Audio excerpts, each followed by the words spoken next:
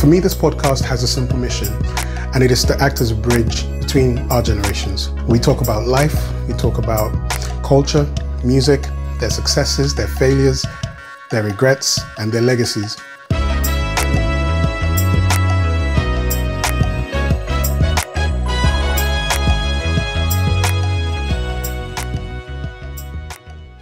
Welcome back. My name is Midday, and you're listening to the Age to Age podcast.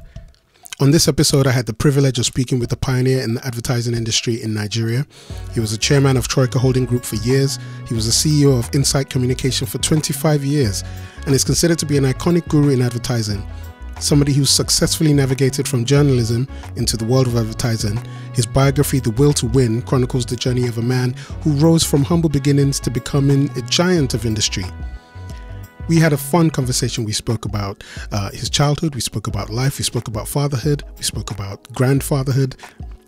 My guest is none other than Dr. Biodun Shobanjo. Now, just before we get on with the podcast, if you do like this podcast and you'd like to be a supporting member, now there is a way to do that. You can jump onto patreon.com/age to age. And by pledging to be a subscribed member, which means you give something to the podcast every month, what it means is it enables us to bring more conversations like this and to add more value and to scale up our production so that you can get more benefit out of episodes like this one. But anyway, yes, patreon.com/age to age. And now on with the podcast. Oh, finally, before we get onto the podcast, consider liking, sharing, and subscribing on whatever platform you're watching this on. If there's a subscribe button, just click on the button. If there's a like button, click that. And if there's a share button, click that also and share it on your platforms. It just helps the podcast reach a lot more listeners and grow our community. So yes, consider liking, sharing, and subscribing. Thank you. Now for real, on with the podcast. I want to say thank you again for agreeing to be a guest on the podcast. I start like this for most of my guests, and if you don't mind, I'd like to ask you the same question. What is your full name? Biodun Shobanjo. And what year were you born? 24th December 1944. Christmas Eve?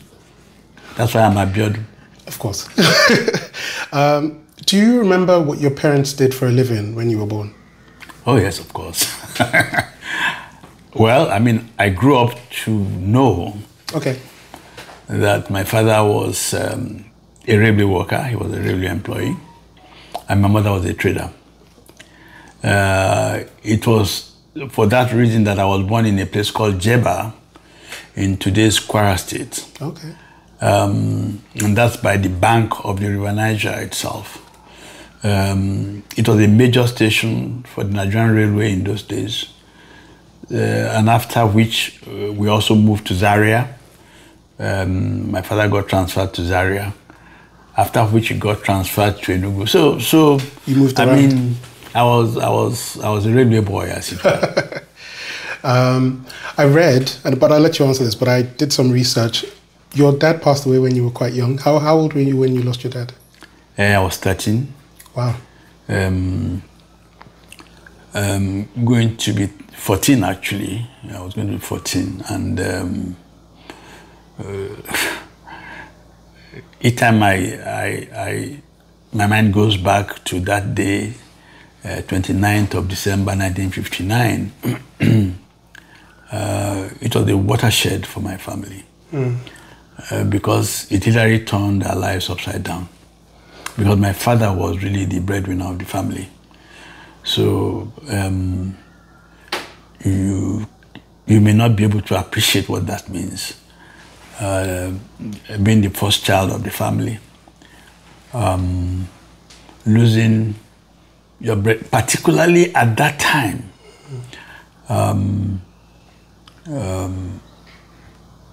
it meant a lot. It really traumatized the entire family. Prior to his passing, and I know you were 13, were you quite close with your dad? Oh yes, I was very close to my father, and it explains why most of the things that I do,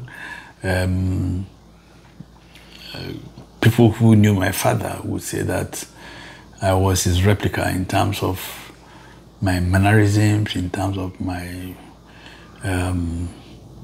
attitude, in terms of the things that I treasure. I don't know. maybe my father knew he was going to die young. That was why he instilled in me those values of honesty, of integrity, of hard work, all those wonderful cleanliness. My father was he was just an incredible human being. And of course, he was Christian. He was Anglican. He took his religion very seriously. Wow.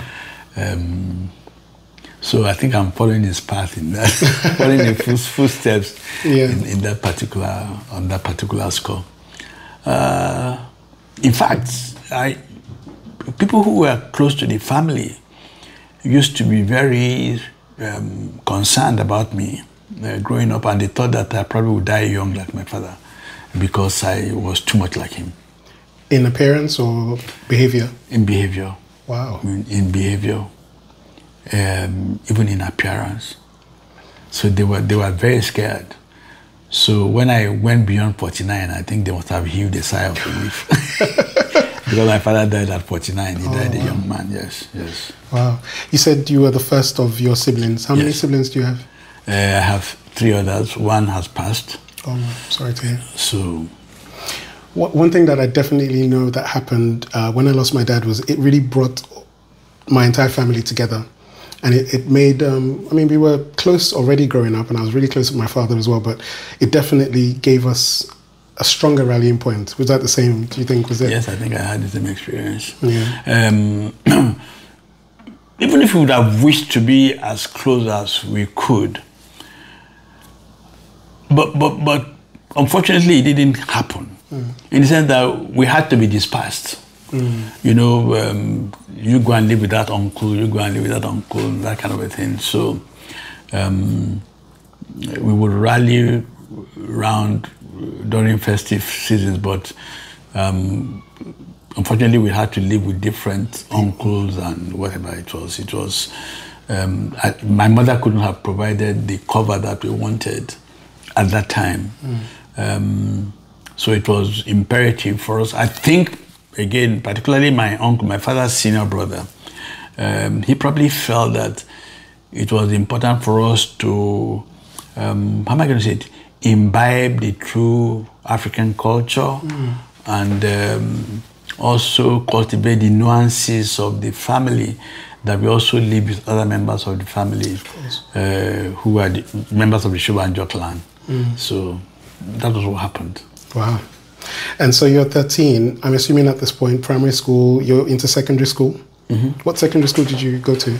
I went, the secondary school that I went to, which is called Odogbolu Grammar School, was one that I attended by pure accident.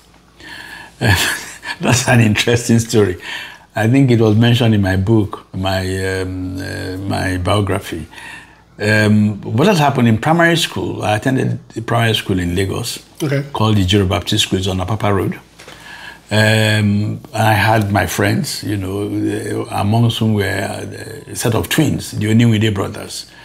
So when we were going, in those days, if you wanted to take a common entrance, you just chose one school. You know, in your form, you just wrote one, no backup. And that's the school you went to? I didn't, funny enough, that was not the school I attended. So I asked this my friend, so which school did you choose? And they told me Methodist Brothers School. So on my form, I wrote Methodist Brothers School. So we took the entrance exam. I knew I would pass, and indeed I passed. Then we were invited for the interview. We went for the interview, and at the interview I was knocked out. Not because I didn't do well, but because of what in my head still seemed like an innocuous question. So they said, what religion are you? So I said, Christianity.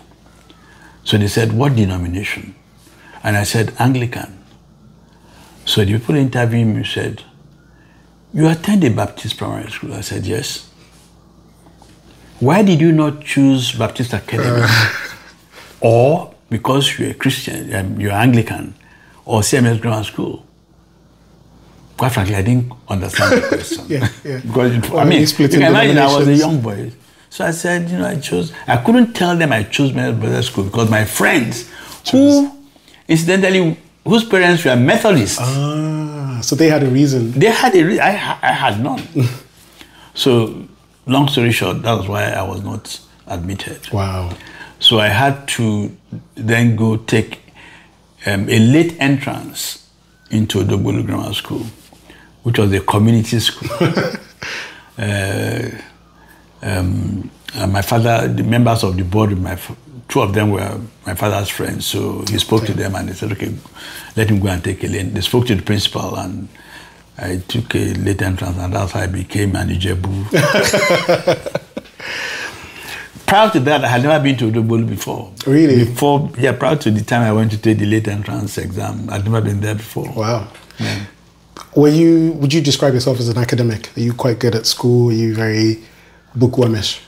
I don't know, but if me being the head boy of the school when I finished says anything at all,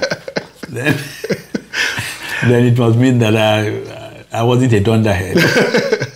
Oh, okay, good. And so from there, I'm guessing secondary school. Actually, I think that's a thread that in doing some research prior to this conversation I found was, I'll come back and touch upon it later, but the excellence that I think has marked how you see the world and how you go about doing things. I think that's a thread that we'll see later in our conversation. So you finished secondary school, you move on to university. What university? No, I didn't. Funny enough, I didn't go to university. That's another story. So my not going to university was because, again, I didn't have somebody to sponsor me. So then everything that I did, I couldn't find anybody to sponsor me. So sponsor you how? To sponsor me to university, to pay my fees. Oh, literally? Yeah. Wow. Yeah. So I remember one day my mom, I digress, sorry. No, please. Many years later, I was, well, what you may want to begin to say, I was beginning to do well. So my mom didn't go to school, by the way. Really? But my father was educated. I also mentioned that in my book. I didn't quite understand the marriage between my father and my mother. My father was a Christian. My mother came from a Muslim family. Wow. My father was educated. My mother was not educated. So I'm like, what kind of people are this? But, they were the best of friends. So anyway, so my mom said to me, he said, Biodun, this England that you now go like about 4 times a year, was that the same place that you wanted to go in those days that you used to cry that nobody would send you to? Wow. And I said, yes. She said, God is great. She said, she because she remembered those days. It was very harrowing for me and harrowing for her too, because, she couldn't sponsor me. She had 3 other children to look after anyway. So what I did was to quickly realize that I had to begin to improve myself educationally. So in those days, you could study privately. Okay. And I said to myself, there were various things that came to my mind. Should I begin to study law privately or something? But now, this time I had started working in broadcasting.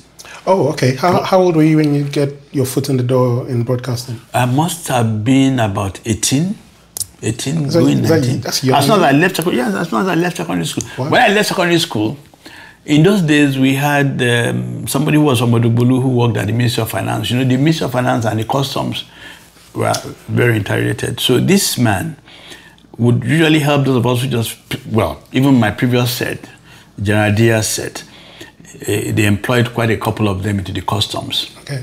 So I said, okay, let me go to the customs as well, because I had seniors who were there. Some of my classmates also wanted to go there. So about 6 of us must have ended up in the customs. Okay. But when I got there and I looked at the whole environment, what they were doing, I said, no, this is not the place for me. Because I saw people, some of my classmates were taking bribe, so I said, no, I don't want to work in this kind of an environment. So I left. 6 months after I left. And then my father's friend, don't forget my father had died then, was the late Chief Bola Shadipe. If you go to Surrey, there's the Bola Shadipe Street. He was a lawyer, all right, was my father's friends. In fact, they were colleagues in railways before he came to the UK to read law. Wow. So when he came back, he and my father continued their friendship. So, and he was a family friend. He would come and visit us even after my father had passed. So I told him that he was also a member of the NCNC. Oh. All right, that was a strong political party at the time. And they were in government. And Thos Benson was the Minister of Information. So he recommended me to Thos Benson, who then gave me a note to go and see the Director General of the NBC. Anyway, so that's how we did at that time. So we did the exam to NBC, and 3 of us were taken in. And so we went and, but again, I said to myself, I needed to do something about my education if I needed to. So and because of the kind of subjects that I liked and all that, I said, why don't I take public relations why don't I do a course in public relations? That's a degree of self-awareness, to know the kind of subjects you like and to already know what you're into. Yes. You know, again, I mean, I'm a very perceptive person and I know my own strengths. So anyway, so I enrolled and started studying for public relations privately. Wow. And then by the time I wrote my examination in 1971, the Institute of Public Relations, the UK, the British Institute of Public Relations, when I wrote the exams in 1971, I had the 3rd best result in the Commonwealth. In the Commonwealth? Yep. Wow. And I remember there was a magazine called Drum Magazine at the time. You wouldn't know about it. They actually gave me an award of 20 guineas, 20 pounds, 20 shillings at the time.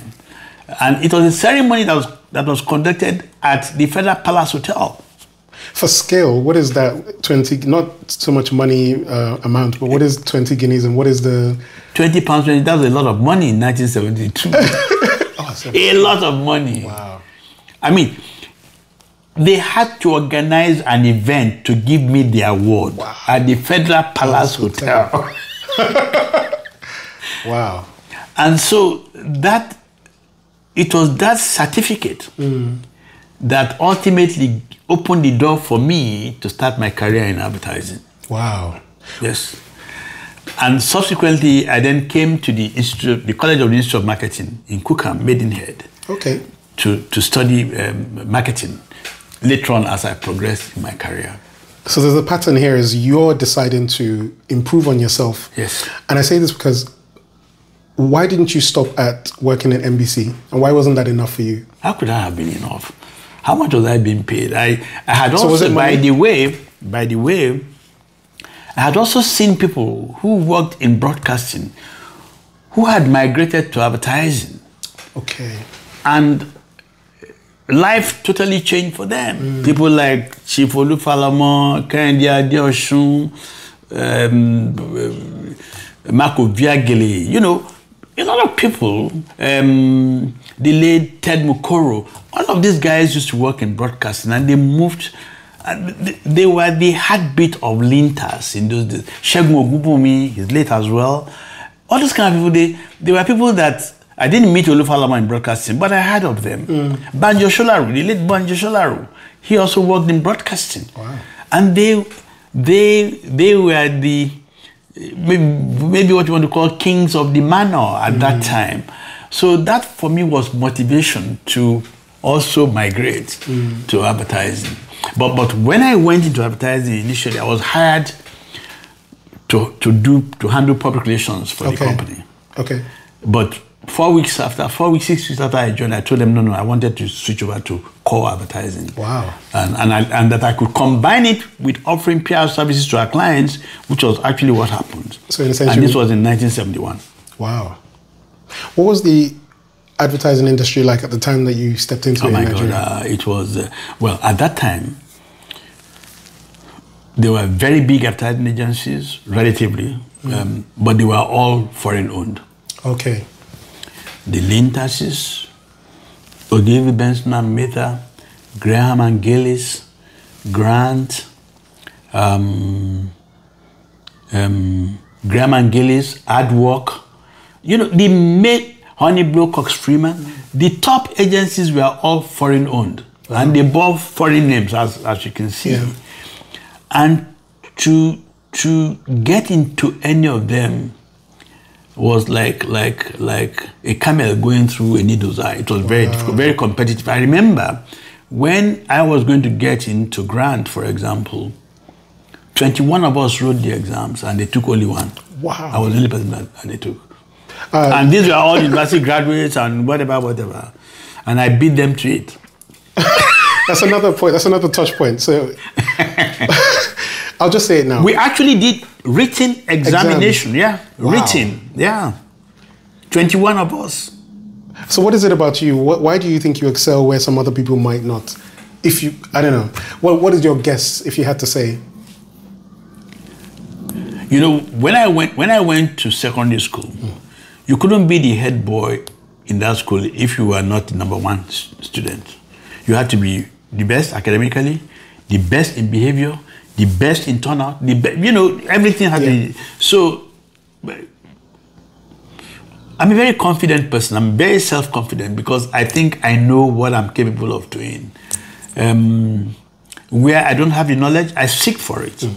Because I'm also quick to recognize that with knowledge comes strength. Yeah. If you don't have knowledge, you can't do much. And because I seek for knowledge, look, tell you, I am the first person to hire people with doctorate degrees to come and work with me. That must tell you something about me. And none of them, none can say that they will broach on any subject that I'm not able to contribute to. It's not possible. In fact, some of my professional colleagues, be they accountants or whatever, including people like Paul here, I think they must be wondering, how come that this guy is able to contribute maximally to any discussion point? And it's because I seek knowledge. I always prepare myself. Yeah. I am quick to realize that nothing comes easy in life. Absolutely. And that you really have to work very hard for you to be successful. And that's what I tell people, including my own children. Yeah. Well, segue then, since you mentioned how you impart some of that to your children, I want to take a step back to you at 21, right? You're working. How did you meet your wife? Good question.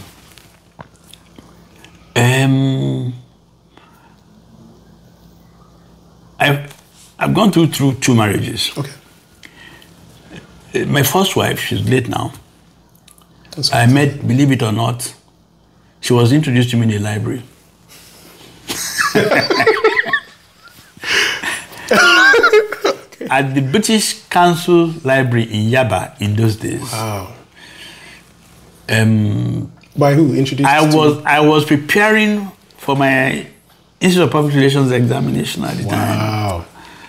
And then her cousin used to be a friend to a friend of mine. Okay. And we got introduced, and then her cousin then introduced, and that's, one thing led to the other. A couple of years later, we became husband and wife. But the marriage broke down somewhere down the line. And then I had to remarry. But I tell you, I couldn't be luckier to have found my second wife who is everything to me. She's my best friend, she's my confidant, she's an incredible woman. And it also told me something. In the days of our parents, they would not only insist that you marry somebody from your tribe or whatever. They would even say, look, you have to find somebody from your village. Now, my wife is from Delta State. She speaks Yoruba better than I do. She's an incredible woman. She's a blessing. And I think in my family, we are lucky to have her. The way every member in my family has been able to, the way she's been able to blend with everybody, just amazing, including my mother. Wow.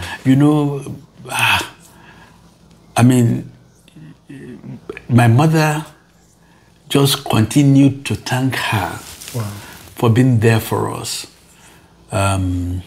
She's a lovely lady. It's incredible to hear you speak about somebody you've been married to for a long time and still sound like you're freshly in love. That is refreshing. Even my friends and relations, I mean, she's been through the surgery for 4 weeks now.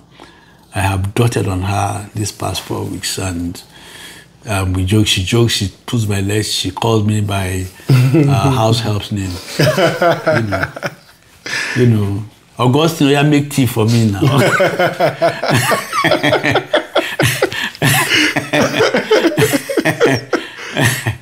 know, and I enjoy that. You know. Yeah. She's fun to be with. You know. Yeah. We really. Something that I wanted to ask was how much of your parents' relationship, which you described before as enigmatic, right? You couldn't understand how it came to be. How much of that do you think has informed your disposition to not just marriage, but also just adult relationships? How much of your seeing how your father was, and especially with your mom, how much of that has informed your relationship? Again, you know, you have to understand that, and I'm talking of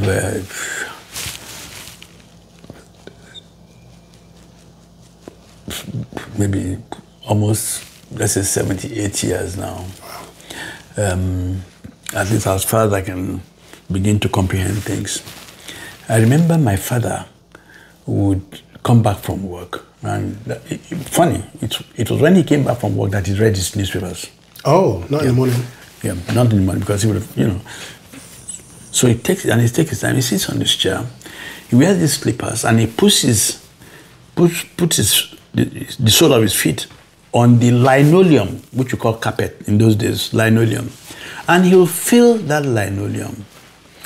If anything were to touch the sole of his feet, like dirt, like sand or whatever, there was hell in the house. Wow. So I grew up knowing that my mother, and there were no house helps, by the way, my mother ensured that the home front was perfect. So there would be no dust anywhere. The food was ready as at when it had. So, and I did say, when we're chatting, I'm old school. I imbibed those things. And my wife understands that that's who I am. That I seek for perfection in everything. At home and at work. People who work with me, or should I say people that I was privileged to work with, to know that this guy seeks for perfection all the time. Not some of that, all the time. Now, all of that, for me, affects marital life. Because both parties must understand themselves. My wife understands me, and I understand her. And that way, there's no conflict. There's no confusion. The children know. The children can see that between husband and father, between father and, you know, their father and their mother. They can see that, and they themselves. And to be fair, when I go to my children's houses, I feel very proud that they behave in a similar manner to the manner, at least in the manner in which they themselves were raised. You know. So these things, they impact us, and they determine what we will do. And I imagine that they are teaching their own children the same thing. I mean, our oldest grandchild is going to be 15.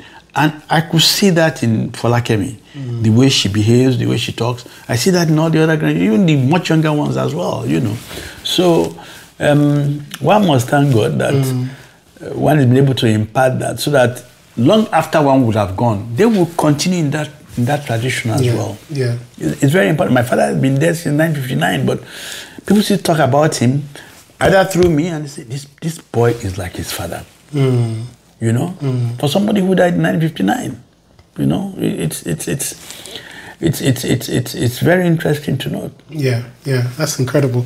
There was something you said there that it led me to thinking about this. And before I ask the question, I will kind of preface it by saying, I don't want to make light in any way, and for anyone watching and listening, of some of your accolades and accomplishments. So I will just touch on it briefly, and it will lead me to ask the question I want to ask. You first a journalist, and then you became, you stepped into the world of advertising, revolutionized that, changed that. And I have here that you were CEO of Insight Communications. You worked at Troyka for decades, and now you're an author. You have a book. Well, you're an author. You have a biography called The Will to Win. In doing all of these things, did you read the book? I haven't, and I didn't on purpose. I didn't read the book because I didn't want to color this conversation.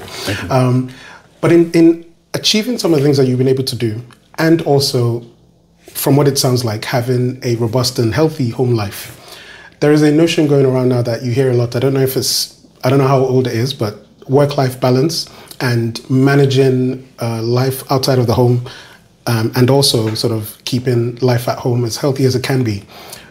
My question is, or my thinking is, how? Because when I think about your success, I don't just think in terms of the companies you've been able to front. I also think in terms of the whole picture, the man before me. How are you able to do that? Now, when I turned 60, for example, I, on my own, said, okay, I'd had enough at Insight.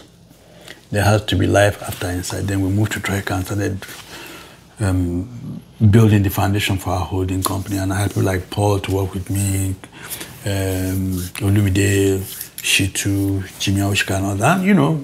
From nothing, we built what you may want to call a foundation for our holding company. And then in my head, when we were doing that, I said to myself, this must be completed within X period of time.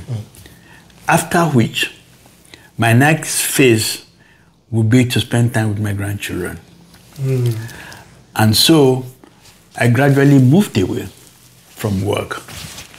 And when I tell people, no, I don't work anymore, they're like, no, it's not possible. How can you walk away from?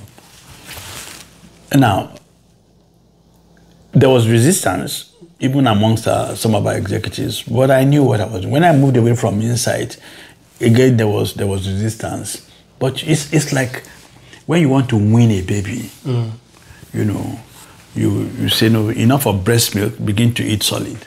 The child may protest, but you need to do it. It's a process. So I was clear in my mind that we had built all the foundation, that we had the people who could take it on from where we left it. And that's the phase in which I am now. Every Sunday, now, for me, I don't sit down and begin to think about advertising or begin to think about security. No, I don't. If somebody calls me and says, sir, we have this challenge, what do you think we can do? I'll provide my advice. When we get to a board meeting, I still attend the board meetings. We talk about the issues. I provide my advice. If they make any money, they give me some to say, that's your dividend. You can take that and go and enjoy that for the next whatever. So, and my needs are very simple. I've been living in this house now for 27 years or whatever it is. In fact, my wife is saying it's too big. We should go and, where I live in Lagos, my needs are very small, very moderate.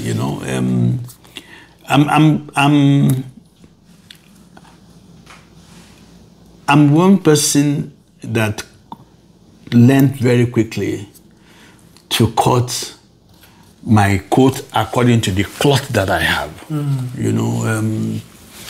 So I'm not under any pressure at all.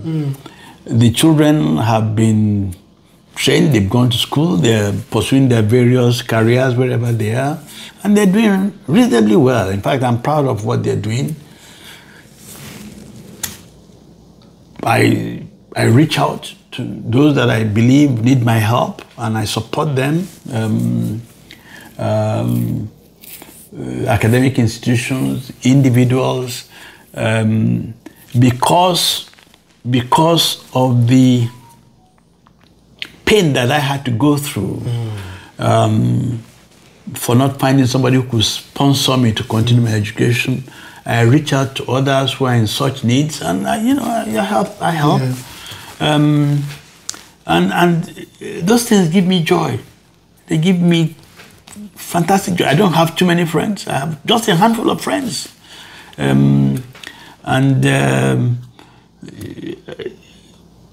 choose my own friends.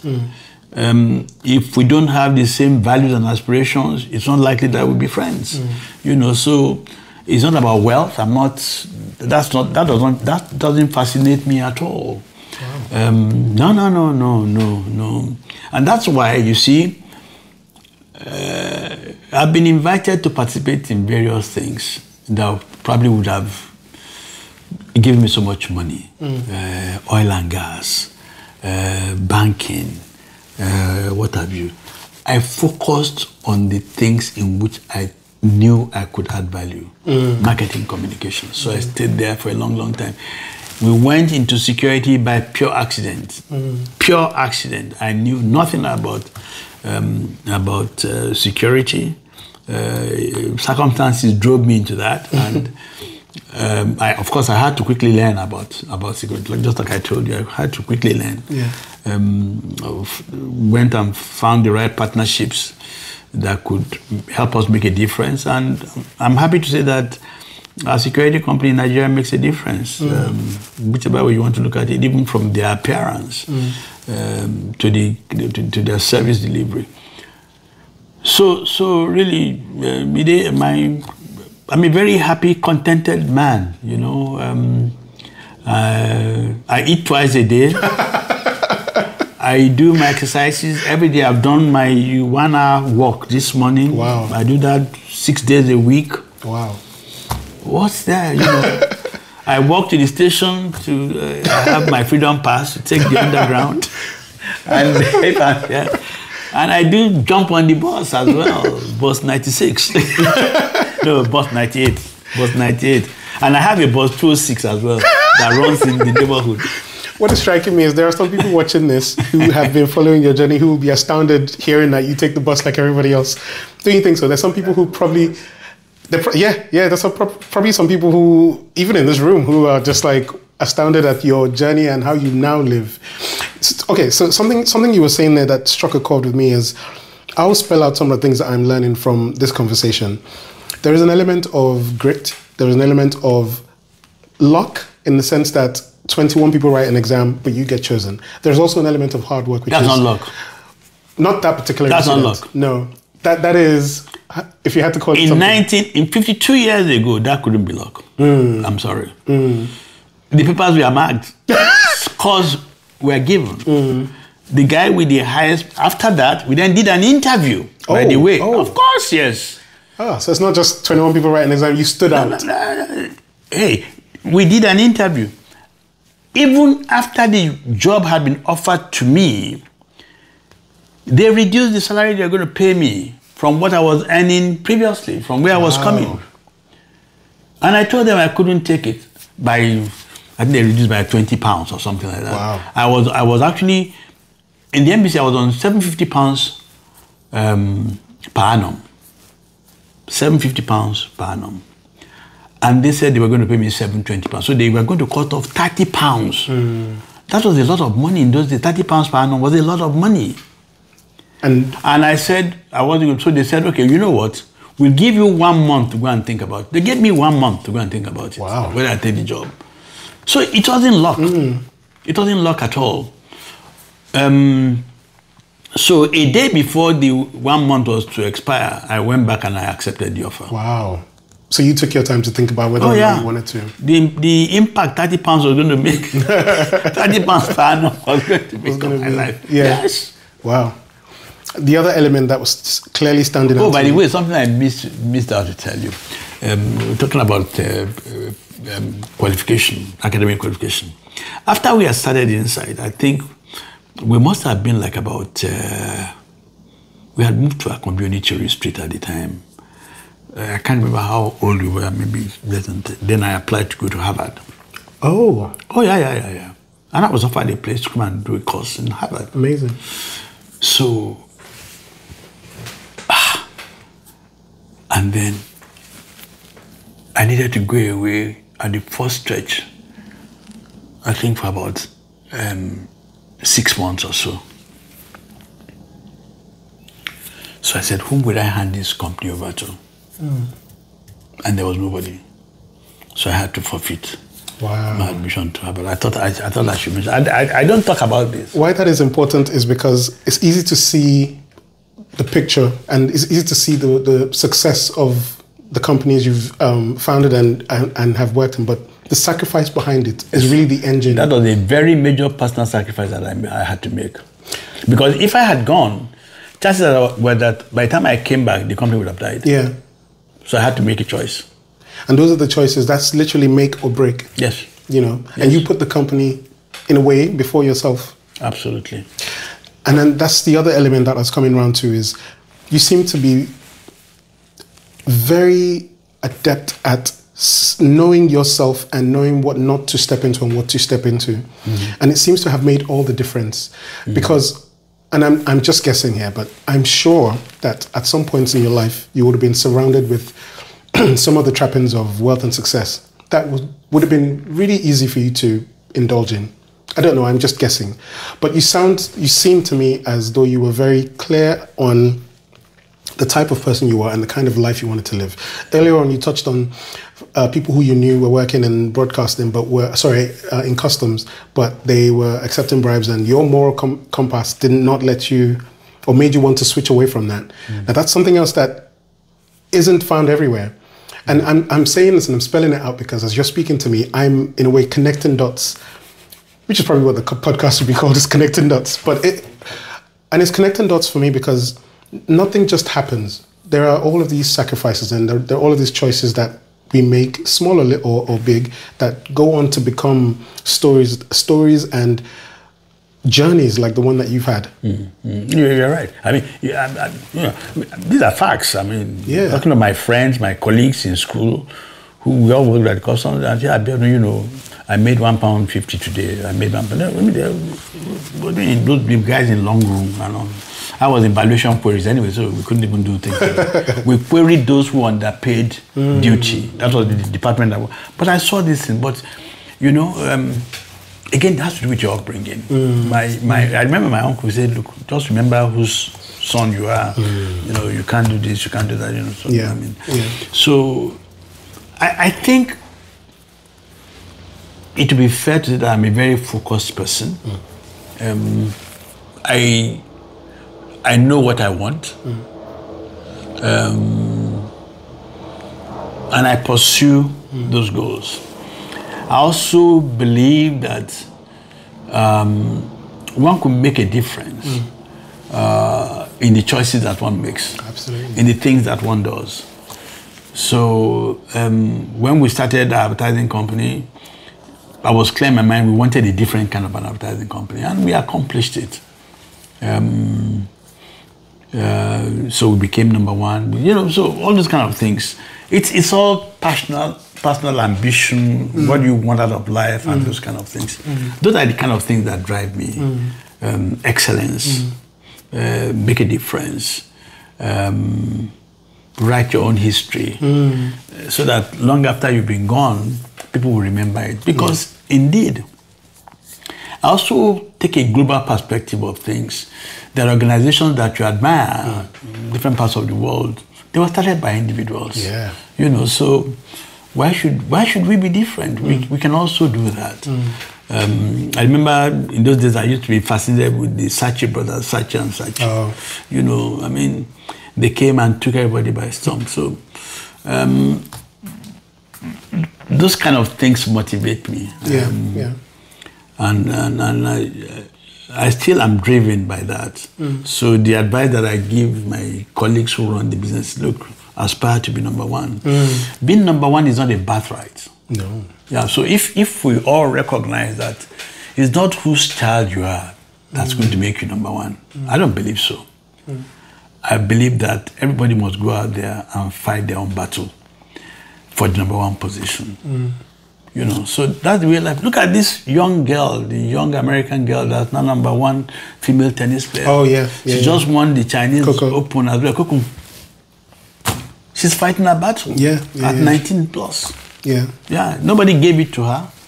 Nobody's gonna. You have to fight your way. So that for me, that's what life is all about. Yeah. A bit of a left question. When in your teenage years, do you remember? And I don't know if you've been asked this before. What was the soundtrack? What were you listening to? What was the kind of music you were listening to? No. As far as music is concerned, I listen to all types. Yeah. You know, firstly,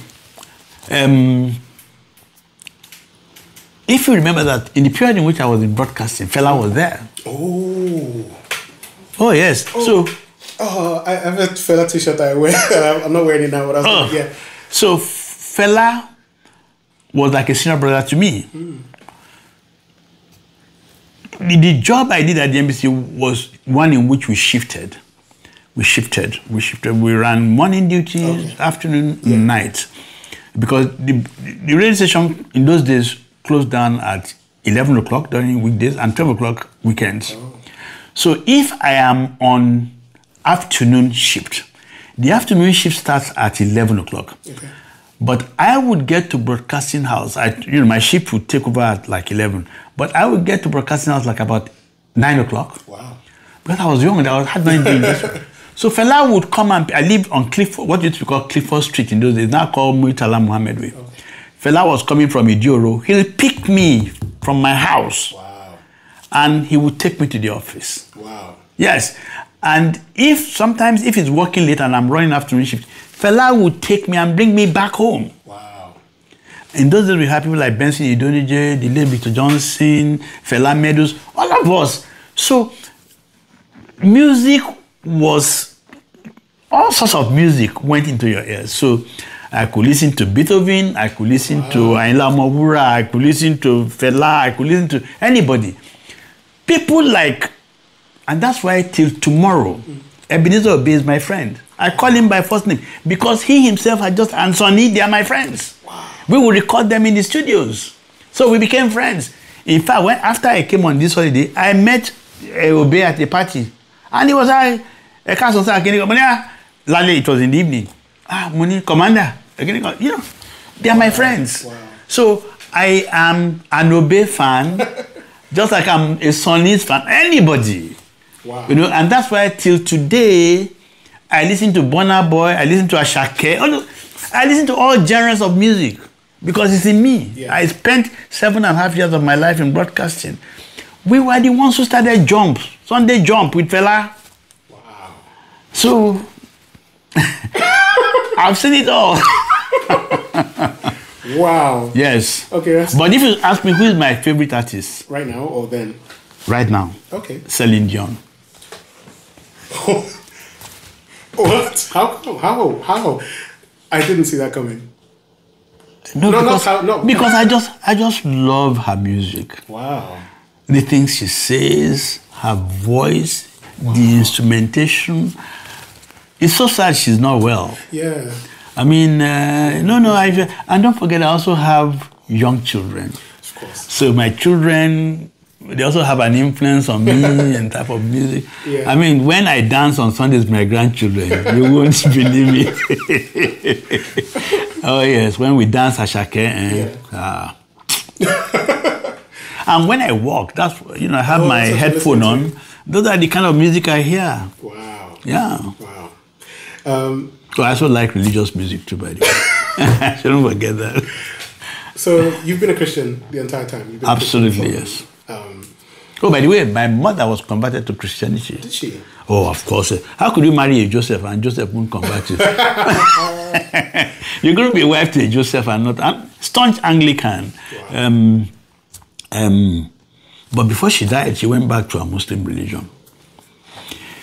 About 25, 30 years after my father died, my mother called me one day and said, "Look, Biodun, you have to do me one favor."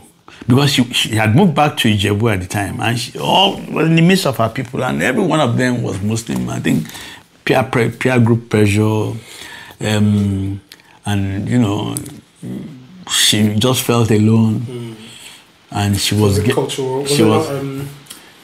Was it the faith she returned to? Or was there must be a mixture of both, the community and her faith. Anyway, so And the first time we had that conversation, I said to her, no, that it was not a discussion point. And my mom loved me so much.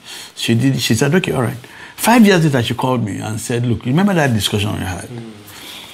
So at that stage, I told one or two of my friends, and they said, look, this is all about faith. I should allow her to. So I didn't regret it. I eventually said yes. She was very happy. Maybe that explains why she lived up to 99. Wow. Yeah, my mom passed on at 99. Wow. And she just slept and didn't wake up. She was not sick. She just slept and didn't wake up. Wow. I was actually here when she died. I just came back from Hawaii. We just came back from a cruise. Second day they called me and said, Mama had gone. It pained me because I wasn't there when she was buried, because she had become a Muslim. Of course. Yeah. But following day, I hopped in the plane to go and give her a farewell on the 8th day and all that. Lovely woman. And now a quick break just to remind you, if you're listening to this podcast, that you can follow the podcast on Instagram, on TikTok, and on YouTube. What you need to look for is Age to Age Podcast on any of those platforms. And also, while we're here, why don't you consider subscribing and becoming a member on our Patreon? And the way to do that is to go onto patreon.com/age to age. And by doing so, you help us to commit to make even better productions like the one that you're watching now, and to add value to the community. All right, thank you. Let's get back to the podcast. This is not a serious tangent. I don't intend for it to be serious sounding, but what do you think is, if you were to advise, so I said earlier on, before we started recording, that I'm a young father, and you're not just a father, you're a grandfather, right? So you've had stages of the experience. At 36, which I am, what would if you could say something to your 36-year-old self, how many children did you have at the time, and what would you say? How would you advise that guy? At 36, I had 2 children. I was so engrossed in pursuing my career. In fact, if you know that at 36, Insight was just 1 year old. I was going to 2. So I was too focused on ensuring that that company survived. At 36, I would be saying to myself, young man, you have to ensure that the next 4 years are very critical for you. In an ideal world, you should have a roof over your head. You should have your career well laid out ahead of you. You should be clear what you want to do, how you want to raise, how you want your family to stabilize your family, and the kind of provisions you want to make for this family, your wife, your child, your children. You must be clear in your mind what kind of future you see for these children, in terms of the quality of education they get, in terms of the quality of life they get, because that's where you do, all of those building blocks you should, I mean, I remember that at my 40th birthday, I had built my first house. I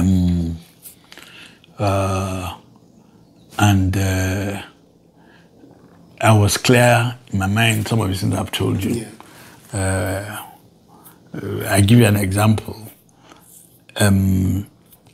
Before I turned 40, I'd had 2 children.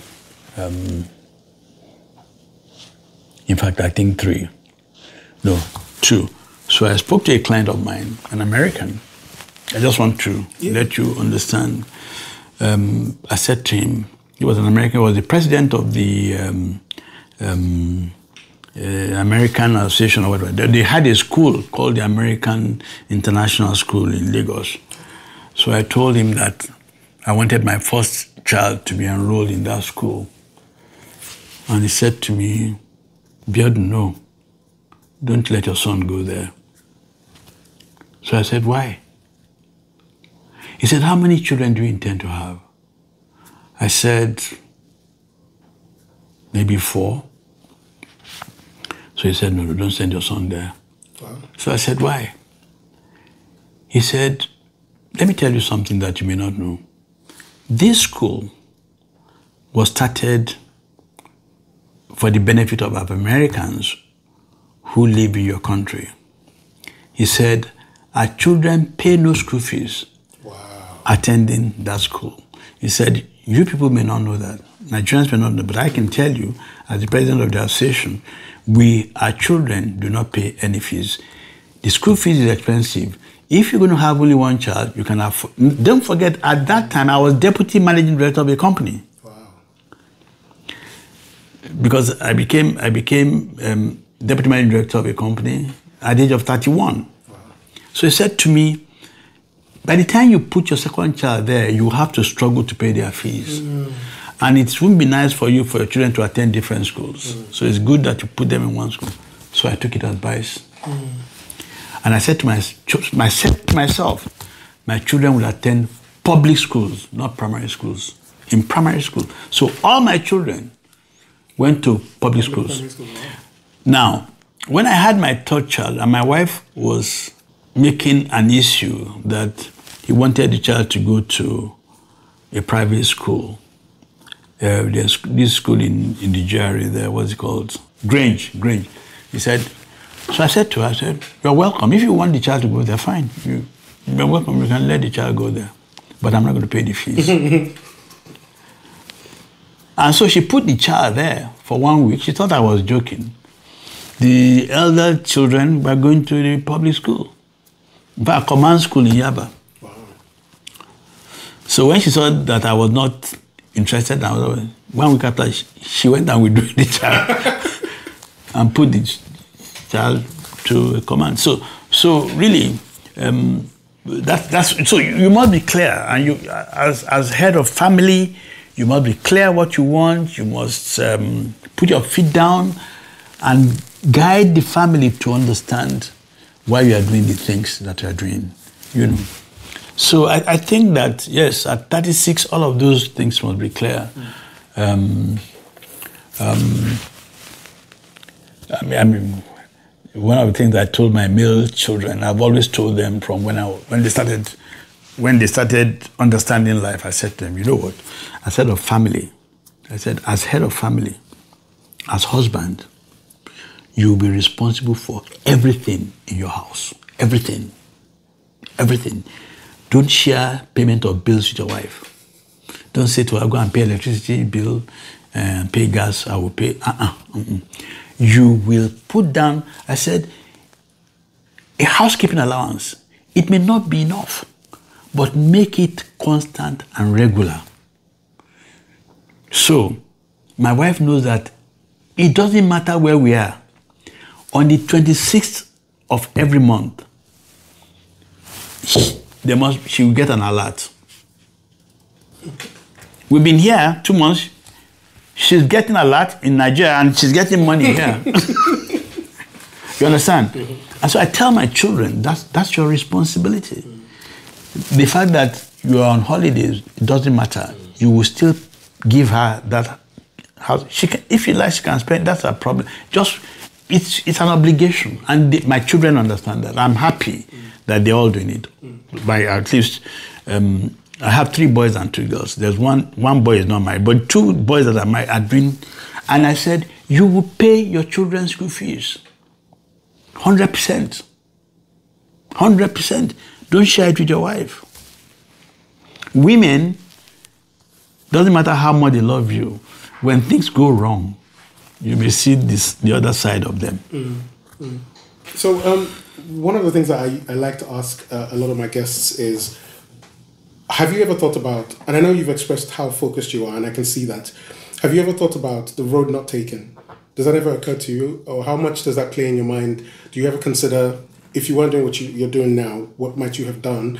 And if you'd like, you can, I don't want to ask what's your biggest regret, because that's usually how I frame it. So now I will frame it to mean, how much of that stays in your mind? How much of the road not taken do you ever think about? If I wasn't doing what I was doing now,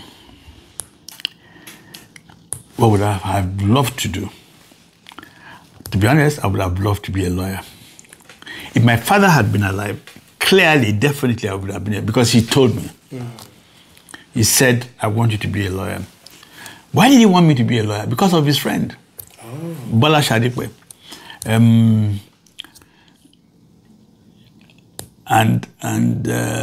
Interestingly, it was little Bola Shadipe that actually helped us to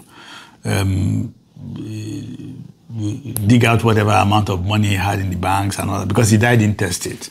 So Shadipe was there. He was always taking me to Ibadan at the time, you know, because I think where he had his bank account was in that border between Djibouti and whatever, you know, and that place was Western region. So anyway, it was Barclays Bank at the time, and then it was always taking me to the courts in Ibadan. Anyway, so I would have been a lawyer, but I think, and I was telling my wife the other day, I said, you know, if I had been a lawyer, we were joking, I'm like, all this appeal and things after elections and all that, I would have made a lot of money, because I said to her, I would have been a senior advocate. Clearly, I would have been a senior advocate. And I would have been a very successful lawyer, because I know how to argue things rationally and all that. But fast forward, I think it explains why one of my children is also a lawyer. Okay. Even though he said, look, I'm not into all this advocacy stuff, I don't want to go into the courts. So I'm happy that one way or the other I was able to influence his career, his choice. He wanted to end up being an accountant, and I discouraged him. And when he finished his first degree in law, he was thinking of going and doing some articleship, and I said, no. Go and do an LLM. You know, you'll finish with that, and then you can do whatever it is. So your father will be happy that even though you didn't know you were... I think he would. If the dead could see. Yeah, of course. On that topic then, what would you like, by way of legacy, what would you like for your loved ones, your friends and family to think or to say about you, you know, when you're no longer here? They'll say plenty. You could have asked Dolapo. I think the one thing that they would all say when I'm gone is that, you know, our dad was a great man. Because they know that this guy came from very humble beginnings. He lost his father, and he never gave up. He just kept fighting. They would be grateful for the kind of legacy that I've left for them in terms of integrity, hard work, focus, relationships, the need to do good for humanity. Those kind of things they would keep talking about. You need to touch the lives of people positively. And I'm pleased that I've been able to do that. You cannot imagine sometimes the mails I receive, sometimes the kind of people who just call me and talk to me, people who had worked with us and said to me, sir, you would never know what you're doing for us, our families. And even those people that whose lives we also touch, you know, if you guys hadn't established these businesses, how could that have been possible? So I think my children, not just my children, even my extended family members will say that here's a man who just liked to touch. I mean, the things I do for people in my community, you'll be amazed. And the things I do for the community, just to make life better for them. I do their roads for them. I tidy roads for them in the community. I refurbish their hospitals for them. I help equip the hospitals. These are things that I do. They don't ask me. I do it out of my own volition. Just so the quality of life can be improved. So I think they will say I'm confident they'll say very nice things about me in terms of the legacies that I've left. Yes.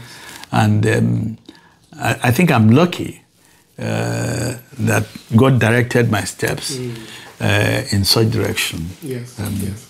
Wow. So I have just one more question, but before I ask you that, there's something that in researching about your work and your journey, something that you say, and that's been quoted in a few interviews, is that it is good to be big, it's better to be good, and it is best to be both. Is that the best? I don't want, you can say it in your own words, but is that the best advice that you would give to anybody now? Like, absolutely. You see, I learned quickly that you really couldn't achieve much if you're not big. I read interviews of people who say, oh, I started this company and I want it to be a small company. There's no such thing. Because, like I always say, with size comes strength. You have to be big. But it's not just enough to be big. You have to be good. It's the combination of both that will make you excel, that will enable you to do the kind of things that you want to do, that will enable you to take on the world.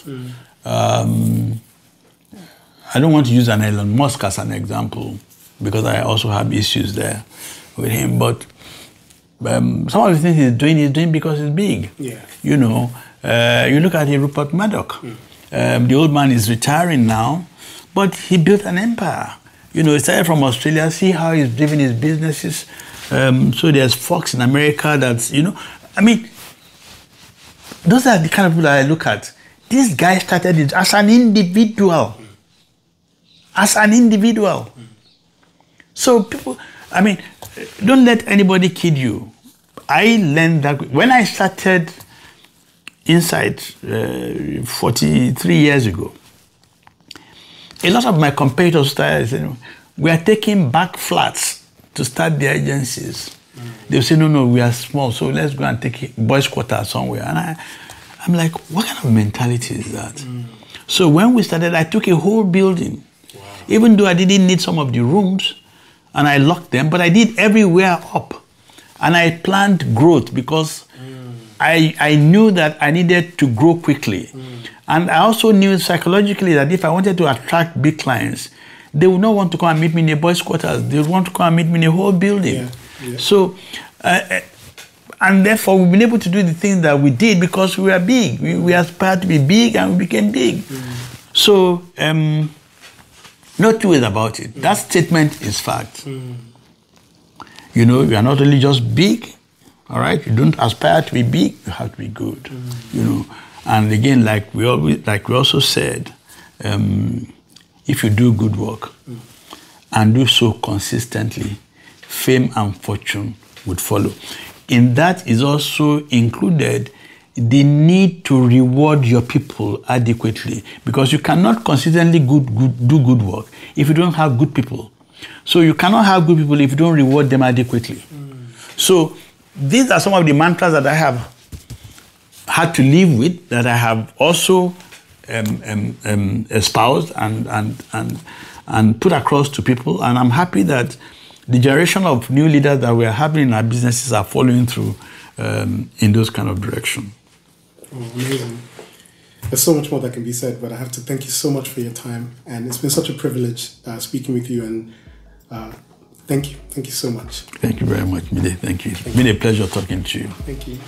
I also want to say a special thank you to you if you're still listening. Thank you so much for taking the time out to listen to the episode. And if you're still listening at this point, don't forget to like, share, and subscribe, and also consider subscribing to us on Patreon, where you can become a member and grow our community with us.